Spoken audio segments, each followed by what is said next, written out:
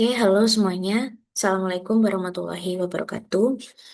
Kali ini saya akan menjelaskan terkait analisis outputan SPSS untuk regresi linear. Sebenarnya, suatu data itu bisa dilakukan analisis regresi apabila dia sudah memenuhi beberapa uji asumsi. Ada 4 uji asumsi yang harus dipenuhi terlebih dahulu.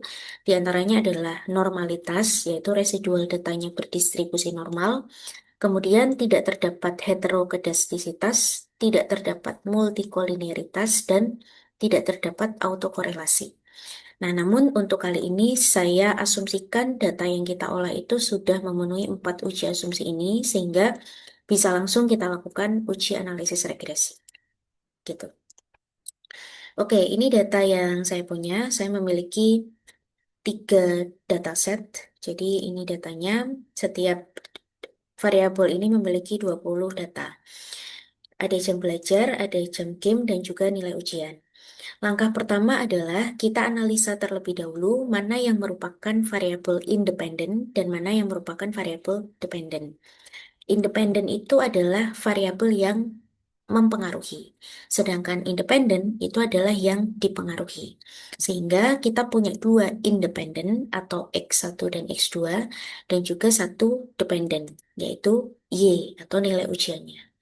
Sehingga di sini kita menggunakan regresi linear berganda karena kita memiliki 2 variabel independen. Kalau regresi linear sederhana hanya untuk satu independen saja.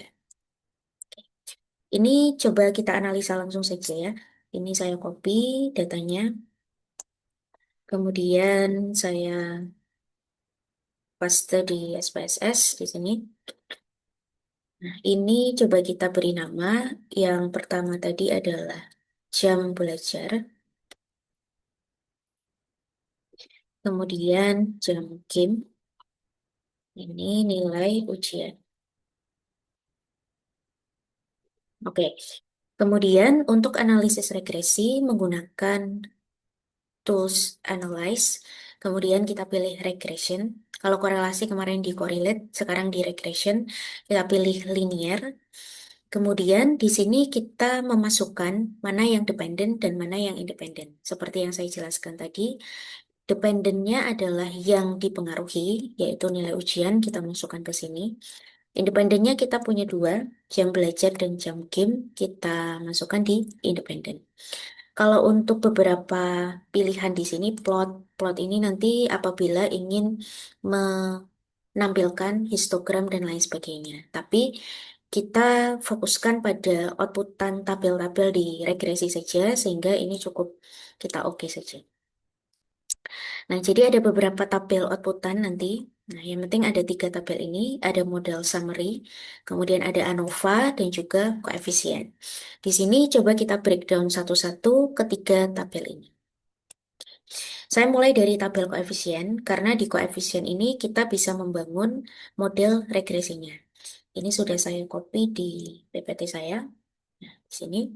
Jadi yang pertama adalah persamaan regresinya. Kita ambil dari tabel koefisien dan kita perhatikan di kolom B. B itu adalah konstan dan koefisien. Jadi apabila yang saya jelaskan kemarin itu terkait model regresi, itu bisa dituliskan sebagai Y sama dengan B0 ditambah B1 X1 dan seterusnya, di mana B itu akan mengikuti variabelnya. Karena di sini hanya 2, jadi cukup sampai X1 dan X2. Variabel independennya hanya 2. Sedangkan B0 di sini itu adalah konstan yang dihasilkan di tabel yang pertama, 61,6 sekian. Sehingga untuk formula regresi yang kita peroleh untuk data yang tadi kita olah itu adalah 61,686 ditambah 2,197 X1 dikurang karena ada negatif di situ 0,963 X2. Nah, ini kalau diartikan kembali, Y itu adalah nilai ujian, X1 adalah jam belajar, X2 adalah jam game. Sehingga bisa kita interpretasikan nilai ujian itu bisa dijelaskan oleh 61,68 ditambah 2 kali 1, sorry, 2,197 dari jam belajar dikurangi 0,963 dari jam game. Oke, coba kita interpretasikan satu-satu maksud dari formula ini. Jadi, beberapa angka di sini, kalau kita interpretasikan adalah seperti yang saya jelaskan di bawah. Coba kita analisa satu-satu. Oke, mulai dari 61,686. Jadi ini adalah konstan. Artinya kalau konstan itu, sebentar saya coba pakai pensil saya.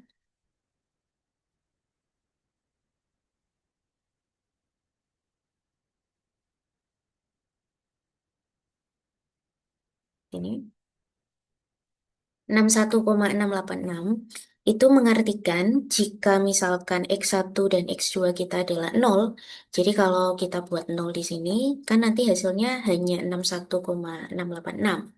Jadi artinya jika kita tidak belajar dan tidak main game, maka nilai ujian kita sekitar 61,686 poin. Gitu. Jadi kalau dimasukkan di rumus pun ketika ini 0, kita hanya mendapatkan nilai 61 sekian. Itu kalau diinterpretasikan. Kemudian untuk yang 2,197 itu mengartikan bahwa jika kita belajar 1 jam, ini kalau saya hitung 61,686 ditambah 2 kali 197, sorry 2,197 kali 1. Nah, kalau misal jam belajar kita 1, maka nanti nilai kita yang awalnya 61 sekian itu akan bertambah sekitar 2,197. Kalau jam belajar kita 2, berarti 2 kali 2,1 sekian. Gitu, dan seterusnya. Sehingga di sini mengartikan kalau jam belajar kita meningkat 1, maka nilai kita juga meningkat sekitar 2,917. Kalau misalkan jam belajar kita berkurang 1 atau menurun 1, berarti nanti kalau menurun artinya 61,686 ditambah 2,197 dikali minus 1. Jadi akan berkurang sekitar 2,197. Begitu. Oke, yang terakhir yang 0,963 ini agak berbeda, hati-hati karena negatif. Jadi kalau negatif agak berkebalikan, sehingga kalau saya interpretasikan 61,686, ini kita ibaratkan konstan sehingga nol nanti atau tetap begitu ya. Kemudian kalau misalkan kita main game 1 jam, maka nilai kita akan berkurang sebesar 0,963. Tapi kalau jam bermain kita berkurang 1, maka nanti nilai kita malah justru bertambah karena menjadi plus. Tuh, jadi kalau diinterpretasikan, jika jam game kita meningkat 1 jam, justru nilai ujian kita akan menurun sebesar 0,963. Tapi kalau jam game kita mengalami penurunan 1 jam, maka nilai ujian kita justru meningkat. Jadi hati-hati untuk positif dan negatifnya. Oke, kemudian interpretasi yang kedua, kita perhatikan nilai signifikansi yang ada di tabel koefisien. Tadi di beta, sekarang di signifikansi. Sebenarnya di sini ada perhitungan hipotesis dengan uji T, cuman saya tidak menjelaskan itu. Kita interpretasikan dari signifikansi saja, dari outputan SPSS. Nah, signifikansi itu kita bandingkan dengan taraf signifikansi alfa atau biasanya untuk ekonomi, kemudian di sipil, saya rasa 5% itu sudah baik. Karena default dari SPSS pun 5%, sehingga di sini kita menggunakan 5% atau 0,05. Jadi, jika signifikansi itu kurang dari 5% atau alfa kita, maka artinya variabel independen kita berpengaruh signifikan. Tapi kalau misalkan lebih dari, artinya tidak berpengaruh signifikan. Jadi kebetulan di sini ada alfa, sorry, signifikansinya adalah 0,0 semuanya. Sehingga kalau kita interpretasikan, masing-masing dari variabel ini, jam belajar dan juga jam game, itu masing-masing berpengaruh signifikan dan positif. Itu. Kalau jam game dia berpengaruh negatif. karena untuk model kita tadi negatif. Jadi saya ulangi, di sini uji T itu untuk pengaruh parsial atau satu-satu. Jadi jam belajar secara mandiri atau secara parsial atau secara sendiri itu berpengaruh positif signifikan terhadap nilai ujian. Karena alfanya kurang dari 0,05. Sorry, signifikansinya kurang dari 0,05. Kemudian jam game juga sama, dia berpengaruh signifikan tapi negatif terhadap nilai ujian. Jadi artinya waktu belajar dan jam game itu akan berpengaruh terhadap nilai ujian. Kalau jam belajar semakin tinggi nilai ujiannya, semakin tinggi dia belajar, maka semakin tinggi nilai ujiannya. Tapi kalau jam game, semakin banyak waktu gamenya, maka semakin rendah nilai ujiannya. Nah, kira-kira seperti itu. Oke, kemudian interpretasi yang ketiga, kita menggunakan tabel ANOVA, yaitu tabel yang kedua. Di sini kita cukup perhatikan signifikansi F-nya. Di sini adalah uji T, kalau di sini adalah uji F. Ini kalau saya jelaskan, uji F itu adalah untuk menginterpretasikan pengaruh secara simultan. Simultan itu secara serentak atau secara bersama-sama. Kalau tadi secara satu-satu, sekarang secara bersamaan. Jadi artinya ini kebetulan 0,00 juga, jadi kurang dari alfa, kurang dari 5%.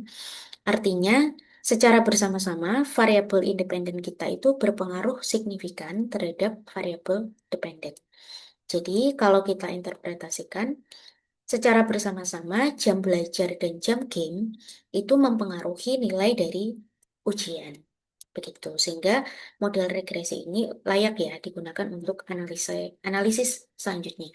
Biasanya ada juga yang signifikansinya tidak signifikan. Nah, nanti jika data yang kalian olah tidak signifikan ya tinggal diinterpretasikan saja. Begitu. Oke, kemudian untuk analisis yang berikutnya kita menggunakan tabel yang pertama. Jika di SPSS adalah model summary. Jadi model summary itu mengartikan pengaruh secara persentase. Jadi cukup dilihat dari adjusted R-square-nya. Ada R, ada R-square, dan sebagainya. Ini kebetulan sama semua 0,999, artinya ada 99,9%. Jadi ini mengartikan bahwa variabilitas dari jam belajar dan jam game, tergantung nanti variabelnya apa, itu pengaruhnya terhadap ujian itu tinggi di sini, cukup tinggi, 99,9. Atau sangat tinggi ya, saya rasa 99,9 itu. Itu jadi sisanya 0,1 itu bisa jadi itu adalah variabel lain yang tidak kita teliti, yang dia juga sebenarnya mempengaruhi nilai ujian mahasiswa. Begitu. Jadi ini mengartikan persentase pengaruh. Oke, yang terakhir, eh, kita bisa melakukan prediksi karena saya jelaskan bahwa regresi itu salah satu tujuannya adalah untuk prediksi, kemudian untuk menganalisis pengaruh, dan yang ketiga itu untuk mendevelop suatu model yang eh, menginterpretasikan menginterpretasikan hubungan antar variabel dependen dan independen. Jadi ada tiga tujuan dari regresi. Ya, jadi di sini untuk prediksi itu maksudnya begini. Kalau kita punya nilai, jam belajarnya 8, kalau kita belajar 8 jam, dan juga main game 5 jam, kira-kira nilai kita berapa gitu, berdasarkan data yang kita olah. Jadi kita bisa menggunakan persamaan regresi yang kita dapatkan. Jadi 61,686 ditambah sekian jam belajar dikurangi sekian jam game. Jadi kalau jam belajarnya 8 ya tinggal kita ganti saja jam belajarnya itu 8. Kemudian jam gamenya kita ganti 5. Nah, kemudian kita hitung dapatlah sekitar 74,45. Jadi dari data yang kita analisis, jam belajar 8 dan jam game 5, kita bisa memprediksi nilai ujiannya sekitar 74,45. Begitu. Ya, mungkin itu beberapa interpretasi dari outputan SPSS. Silakan dikerjakan sesuai dengan plotting data yang kalian dapatkan. Oke, selamat mengerjakan. Saya akhiri. Wassalamualaikum warahmatullahi wabarakatuh.